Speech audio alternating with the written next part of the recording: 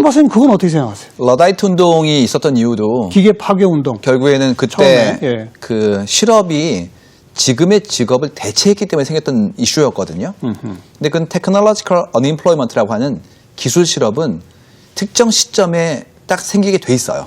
예를 들어서 불가피하죠. 지금까지는 이렇게 했는데 바뀌었을 때 뭐 대표적인 케이스가 어떤 거냐면 타자수 같은 거 이런 것들이죠. 녹취가 가능하다면 이제 속기록도 없어지는 거니까. 근데 그런 부분들은 필수 불가결하게 대체 위험성을 안고 있는 거예요. 근데 그런 직업이 늘어날 수 있다는 것이 지금의 암울한 리포트들이 나오고 있는 거거든요. 네. 일부는 사실이기도 합니다. 그렇죠. 그렇기 때문에 그 속도 조절에 대한 부분들이 걸리는데 지금은 세계화의 시점이기 때문에 국가가 그걸 막을 수 없다는 게 가장 큰 난제예요. 그렇죠. 그래서 그 부분은 사실은 준비를 좀 해야 되고요. 그다음에 좀 아주 레디컬한 논문들은 50% 정도 사라질 것이라는 얘기를 하고 있어요. 물론 반사로 만들어지는 직업이 생기겠지만 그때는 직업의 어떤 그 적합한 인물을 만드는 교육 시스템이 준비가 안 될 수도 있기 때문에 제 보기에 제일 먼저 가장 큰 위기는 대학 교육에서 나올 것 같아요. 그렇죠. 지금의 대학 교육이 자아를 밝히는 것도 있지만 사실은 준비된 사람을 인력 시장에 내보내는 분도 무시 못 하거든요. 물론이죠. 근데 그 부분에 현재의 대학 교육이 맞지 않다면 이제 어려워지기 시작하는 거죠. 단적으로 2003년도쯤에 뭐 경제신문에서 앞으로 유망한 직업 중에 하나로 텔레마케터를 뽑았어요. 이제 전화로 물건 파는 게 가능해졌으니까 예. 뜰 거다. 예. 근데 이번에 15년도에 논문 중에서 없어질 직업의 1위가 텔레마케터입니다. 확률이 99%래요. 그러면 그때 했던 친구는 이제 13년 만에 잡을 잃게 된 거죠. 그렇기 때문에 그런 형태의 아주 그 말단의 어떤 직업을 얘기하는 것들은 너무 위험한 생각인 것 같고요. 그것보다도 적응 가능한 인력을 만들어야 될 것 같아요. 한 가지 힌트는 사람을 만나는 직업들은 예전보다 더 귀하게 여겨질 거예요. 그렇죠. 그렇기 때문에 그런 부분들의 공력을 넓히고 인간과의 커뮤니케이션을 좀 더 강하게 만들 수 있으면 직업에 대한 어떤 안정성은 높아질 수 있습니다. 그리고 아직은 인공지능 스스로가 어떤 과제를 만들어내는 단계까지는 네. 한참 멀었기 때문에 네, 갈 길이 멀었습니다, 아직은. 그래서 결국 그 인공지능의 기술은 발전한다 손 치더라도 이 인공지능에게 어떤 과제를 부여할 것인가라고 하는 것은 정말 인문학적 통찰력 이게 필요한 거겠군요. 네. 그리고 또 한 가지는 발전 속도가 산업마다 다 다르기 때문에 내가 어떤 교육을 받고 평생 이 일을 하겠다는 생각 자체는 좀 위험할 수 있을 것 같아요.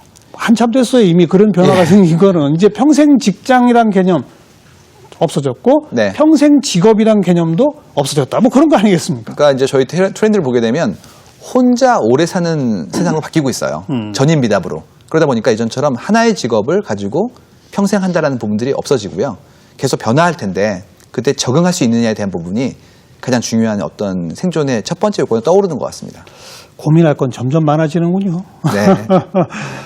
이게 다른 나라랑 좀 비교를 해봅시다. 빅데이터 활용이라고 하는 면에서 우리나라의 지금 수준이 어느 정도라고 봐야 됩니까? 우리나라가 빨랐고요. 그 대신 앞서진 않았습니다. 그러니까 다른 나라들보다도 우리나라가 굉장히 트렌디한 내용들을 빨리 수용하는 부분들은 강해요. 근데 이제 빅데이터가 인터넷 이런 거는 우리가 제일 빨리 예. 좀 보급됐으니까. 그러니까 매질에 대한 부분들은 투자하기 때문에 가능한데 인텔리전스라는 것은 깊은 사고를 하고 데이터를 많이 모아야 되거든요. 근데 이제 국가의 사이즈가 인구가 5천만 정도의 수준이고 교육을 잘 받았지만 그 규모가 크지 않기 때문에 대규모의 투자가 되고 있는 미국과 중국에 비해서라면 조금은 늦은 거나 좀 느리에 있는 게 사실이에요. 데이터가 많은 쪽이 유리합니다.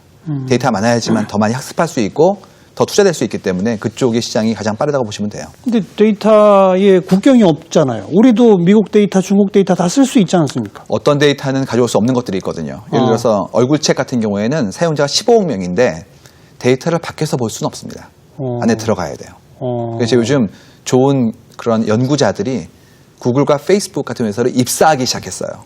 들어가야지만 더 많이 배울 수 있기 때문에. 볼 수 있겠네. 이번에 그 알파고 같은 경우에도 구글과 합병한 다음부터 더 빠른 성장을 했습니다. 그 속에 인프라하고 날리지가 있기 때문에 결합되는 순간 엄청난 파워를 발휘하는 거죠. 공공 분야에서의 활용 이런 것도 아직 우리가 좀 뒤처진다고 봐야 돼요? 뭐 그 부분은 국가별로 강한 그런 국가들이 있어요. 그러니까 필드별로 예를 들어서 무슨 재난에 대한 부분들은 하고 있는 나라가 뭐 브라질도 하고 있고 이탈리아도 하고 있으니까요. 근데 뭐 그 말고 안전에 대한 부분들은 뭐 샌프란시스코나 아니면 또 미국의 다른 도시들도 하고 있기 때문에 어느 한 나라가 앞선 게 아니라 시도를 다양하게 하고 있는 거고 결과들이 좀 나오고 있는 거죠. 하나씩 둘씩. 송 박사님은 아까 언급하신 것처럼 컴퓨터 전산학으로 박사까지 네. 하셨고 그 컴퓨터 전산 분야에도 굉장히 여러 갈래가 있는데 빅데이터라는 분야에 이렇게 주목하시게 된 특별한 무슨 계기가 있었습니까? 저의 전공은 언어 이해예요. 그 Natural Language Processing이라고 하는데 우리가 말하는 이 말을 이해하는 게 제 전공이거든요. 근데 이 말이 폭증했어요. 글을 많이 쓰고 남기면서 SNS가 또 발전되고 엄청 많아진 거예요. 그래서 이걸 봐야 되겠다 싶어서 보다 보니까 이걸 왜 봐야 되는 건지 이런 생각이 들게 되는 겁니다. 자연스럽게. 그때 사람들이 남긴 글이니까 본다는 것은 마음을 알 수 있잖아 라고 생각돼서 마이닝 마인즈로 들어가게 된 거예요. 그래서 저희는 먼저 전공 자체가 데이터 중에서 사람 데이터를 받기 때문에 이렇게 진화하게 된 거라고 보시면 되고요. 그때 의사결정 중에서 어떤 가치를 찾고 전달하는 게 가장 큰 의사결정에 리턴을 주니까 그쪽에 집중하게 돼서 현재 이런 일을 하고 있는 거죠. 데이터 마이닝이라는 회사를 만드신 게 몇 년도입니까? 저희 회사를 만든 게 2000년도였고요. 그다음에 이제 한 16년 정도 일을 하고 있습니다. 요새 그런 업체들이 많아졌어요? 잘 모르겠어요. 그러니까 큰 기업들도 다 데이터를 다루고 있긴 하거든요. 별도 회사가 아니라 자기네 내부에서 다 조금씩 하고 싶어 하죠. 빅데이터 팀이 다 있는 걸로 알고 있어요. 최근에 많이 만들었으니까. 근데 성과에 대해서라면 그들이 가진 데이터의 양과 분석의 깊이에 따라 다르기 때문에 아직까지는 어떤 결과가 더 좋은 건지는 잘 모르는 상태입니다. 이제 많이 나오겠죠. 근데 우리 송 박사님이 아까 설명을 들어보면 모든 제품 개발 및 마케팅 분야, 모든 방송 콘텐츠나 영화 제작 등등에도 다 이건 활용해야 하는 거지 않습니까? 네. 그러면 사실은 전문 업체한테 이렇게 돈 주고 맡기고 하는 것도 중요하지만 이제는 거의 모든 회사마다, 거의 모든 조직마다 또 정부기구도 거의 모든 조직마다 이런 데이터를 다루는 전문가들이 필요하겠네요. 근데 어려운 면이 두 가지가 있는 게요. 첫 번째는 투자의 규모가 큽니다. 저희가 지금 쓰고 있는 데이터가 저희 회사 내부에 페타바이트 데이터가 있어요. 기가가 아니라 페타바이트예요. 페타가? 그러니까 메가바이트, 기가바이트, 테라바이트, 페타바이트예요. 그래서 지금 쓰고 있는 데이터가 정말 수백 페타바이트를 쓰고 있거든요. 그러니까 그 정도의 거대한 인프라와 난리지를 가지고 있으려면 각 기관이 엄청난 투자를 해야 됩니다. 그러네요. 그게 1번이고요. 컴퓨터 본체에만 해도 얼마하게 있어야 되는군요. 네, 클라우드를 사용하더라도 규모가 상당합니다. 왜냐하면 커질수록 다루기가 힘들어요. 거대한 공을 굴리는 것처럼 기술과 힘이 들어가거든요. 1번이고요. 두 번째는 우리 내부에 그런 지식 있는 사람이 우리의 도메인도 알고 방송을 알아야 돼요. 데이터도 알아야 되거든요. 그 두 개를 동시에 아는 사람이 드물어요. 그러다 보면 그런 사람들이 이제 귀한데 그 사람이 과연 그 조직에서 일할지에 대한 부분들은 다른 얘기죠. 많은 사람들이 우리나라도 인공지능 하자 하지만 미국의 유수한 기업들이 더 많은 좋은 연구 환경과 처우를 해주고 있잖아요.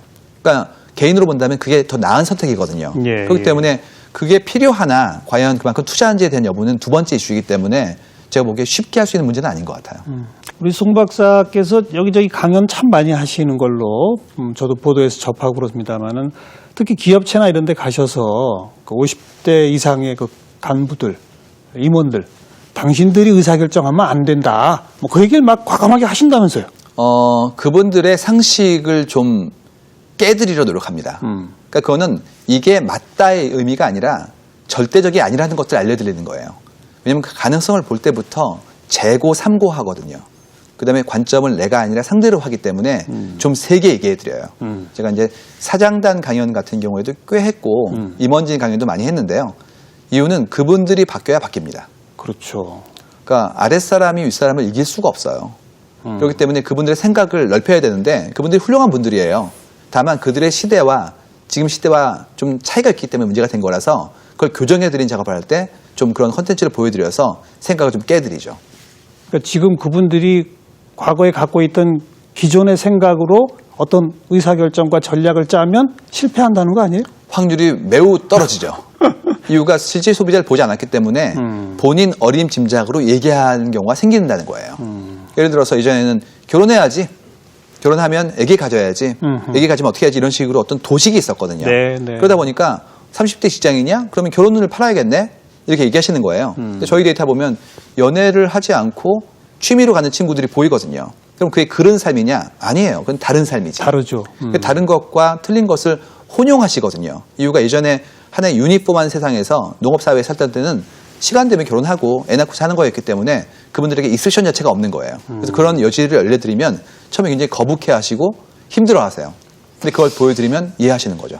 이 송 박사님하고 저하고 전공 분야나 이거는 전혀 다릅니다만은 저는 이제 커뮤니케이션이나 소통 뭐 이쪽을 전문으로 하니까 저도 사실 결론은 똑같은 거거든요. 저도 기업체 가면은 사장이나 임원들한테 당신들이 변해야 이게 조직이 발전할 수 있다. 그 변할 때 어떻게 변하느냐? 당신들의 생각과 판단이 아니라 부하 직원들의 생각과 판단, 그 입장이 되어보려고 노력해라. 저도 똑같은 얘기를 하거든요. 네. 그래야 소통이 가능한 거니까요. 맞습니다. 근데 우리 송 박사님은 그걸 구체적인 어떤 숫자, 데이터, 이걸 통해서 매번 확인하고 계신 거군요. 네. 그리고 그 내용들을 그들에게 알려드릴 때 이걸 하셔야 더 유리해요라고 얘기해요. 유리하죠. 예, 비즈니스에서는 유리함이 전제가 되는 것이 필요할 때가 있기 때문에. 하지만 유리함과 동시에 당위이기도 합니다. 그렇죠. 그래야지만 같이 살 수 있거든요. 네, 네. 그리고 더 오래 같이 있을 수 있고. 그러니까 자꾸 위계로서 위해 주니까 조직에서 같이 안 있으려고 그래요. 어렵거든요. 그래서 뭐 임금 피크제니 아니면 나중에 명예퇴직 얘기하지 않습니까? 그게 뭐냐면 뭐 어렵고 힘드니까 같이 있기를 거부한 젊은 세대들의 어떤 목소리 같은 거라고 보셔도 돼요. 그렇기 때문에 그냥 상하 없이 같이 있으면 얼마나 좋을까? 각자의 생각을 서로 교환할 수 있을 만큼의 여지를 두고 평등한 세상을 만들어 보고 싶은 겁니다. 그게 당위인데 네. 그걸 거부하면 꼰대가 되는 거죠. 본인은 또 꼰대인지 모르세요. 말을 안 해주거든요, 옆에서. 네, 저 커뮤니케이션에 대해서 제 작은 그런 좀 생각이 있는데요. 예. 저는 이렇게 얘기해요. 좋은 커뮤니케이션은 상대가 듣고 싶은 얘기를 해주는 거다. 그렇죠. 그러니까 먼저 그가 듣고 싶은 얘기가 뭔지 모르면 얘기를 못 고르거든요. 강연도 마찬가지인 게 앉아 계신 분들의 사회적인 형태의 배경이라든지 현재 하시는 업무를 보고 맞춰서 전달해 드려요. 예. 결국 그를 위한 거니까. 그런 출발점 자체가 내가 아닌 걸 알 때부터 배려가 커지는 것 같아요. 근데 배려하려고 그러면 결국 그를 알아야 되기 때문에 그 컨텍스트와 그를 이해하기 위해서 데이터를 쓰는 겁니다. 그 데이터는 수단이지 목적이 아니에요. 수단이죠. 목적일 수가 없죠. 그걸 대신에 어떻게 캐내서 네. 어떻게 활용하느냐. 그건 이제 인간이 하는 거고. 맞습니다. 그리고 거기는 인문학적 상상력과 창조력이 꼭 필요한 거고. 네, 맞습니다. 다른 나라랑 비교했을 때 우리 기업의 이런 빅데이터 활용이라고 하는 측면에서 안심할 만해요? 아니면 이대로 갔다가는 우리 기업 이제 큰일 납니다. 이런 상황입니까? 양쪽에서 지금 어려움이 있어요. 첫 번째는 기술 측면에서 발전의 속도라든지 투자를 못 따라가는 게 1번이고요. 그건 늘 얘기했던 이공계의 고질적인 문제점들이죠. 두 번째로는 사업의 업태에 대한 부분이에요. 그러니까 우리가 뭐 핸드폰 같은 경우에도 내부에 운영 체제를 가지고 있는 나라와 아닌 나라와 차이의 어떤 부가가치가 다르잖아요. 그렇죠. 중국은 많이 팔지만 아직은 이익이 적고 운영 체제가 예, 없으니까. 미국은 적게 팔아도 혹은 핸드폰을 안 팔아도 이익이 생기지 않습니까? 그래서 부가가치의 우열에 대한 부분들은 명확히 지적인 형태의 투자에 비례하거든요. 그 인텔리전스에 투자했느냐. 네. 그렇기 때문에 기술이 한 축이면 지혜가 한 축이에요. 그 두 가지가 모두 다 지금은 선진국가 경쟁에게는 부족한 상태예요. 그렇기 때문에 그 두 가지를 어느 하나라도 놓치는 순간 20년 후에는 좀 별로 재미있는 결과가 나오지 않을 것 같아요. 지금 중요한 시점이군요. 상당히요. 왜냐하면 지금은 스타팅 포인트가 거의 엇비슷했어요. 그러니까요. 이유가 스마트폰이나 혹은 딥 뉴럴 네트워크나 2011년도쯤이었거든요. 딥 뉴럴 네트워크. 스마트폰은 뭐 길게 잡아도 2000년도 이후니까. 그러면 전부 다 같은 수준에서 출발을 했거든요. 근데 어떤 사람은 엔진이 크고 누구는 작으니까 늦춰지고 있지 않습니까? 이게 나중에 익스포넨셜로 차이가 나는 게 데이터가 엔진의 바로 제일 중요한 원료가 됩니다. 맞아요. 그러니까 데이터가 있을수록 엔진에 들어갈 수 있는 출력이 커지기 때문에 나중에는 엄청난 차이가 날 거예요. 송 박사님이 더 좀 바쁘게 다니셔야 되겠습니다. 저야 뭐 작은 그런 규모로 일을 하고 있는데 어쨌든 예. 이것의 중요성, 이것이 미래를 좌우할 수도 있다. 이런 이야기를 좀 널리 좀 많이 그러니까 전파시켜 주셔야 될 것 같아요. 좀 앞선 얘기긴 한데 다 업인 것 같아요. 카르마. 그러니까 압축 성장의 그늘 속에 시대 갈등이 있는 거고 그다음에 하드워킹의 남성 위주의 사회가 아빠의 상실로 연결되는 거거든요. 그렇죠. 그러니까 지금 우리나라의 문제점들은 지난 30년간 쌓아왔던 것들이 이제 그 값을 지불하고 있는 예, 거라고 보여요. 예, 예. 그렇기 때문에 지금부터 바뀌면 20년, 30년 후에 좋아지겠죠. 그래서 그 다음 세대에게 좀 더 좋은 걸 주기 위해서라면 기술과 지혜의 문제를 넘어서 태도와 관점에 대한 부분들, 그렇죠. 사회의 어떤 역학에 대한 부분들에 대한 깊은 고민이 있어야 될 것 같고 그때 출발점은 어린 친구들이 아니라 예. 지금의 기성세대가 맞다는 것은 확실합니다. 기성세대가 그런 관심을 갖고 고민하기 시작하면 어떻게 변해야 하는지는 데이터를 들여다보면 보인다. 맞습니다. 그거 아니겠습니까? 디스퓨트가 사라집니다. 예. 이유가 예. 자명하기 때문에 사람들이 원하는 것들을 지도로 그려드릴 수 있어요. 그러니까 그걸 보면 내가 어느 곳에 투자하고 그들에게 어떻게 접근할지에 대한 부분들을 아무런 그런 뭐라고 해야 되나 갈등 없이 해결할 수 있습니다. 오늘 우리 방송을 보신 많은 분들도 그래. 이제는 내가 그런 관심의 변화를 가지고 데이터 속으로 한번 들어가 봐야 되겠다. 또 우리 수준에서 다룰 수 있는 데이터는 이 조그만 스마트폰에도 많이 있어요. 그럼요. 그렇죠? 네. 그것만 어떻게든 좀 더 추적해 들어가 보면 자기가 변할 수 있는 단초가 시작되는 거겠군요. 네. 좋은 말씀 잘 들었습니다. 네, 감사합니다. 네, 고맙습니다. 고맙습니다. 네. 그래요. 아주 어렵게만 생각했던 빅데이터 결국은 관심 여기서부터 출발하는 거고요. 자기 스스로를 변화시키겠다는 의지만 있다면 들여다볼 수 있겠군요. 여러분도 스마트폰 다시 한번 좀 쳐다보고 그런 시간이 됐으면 좋겠습니다. 다음 주에 다시 뵙죠. 안녕히 계세요.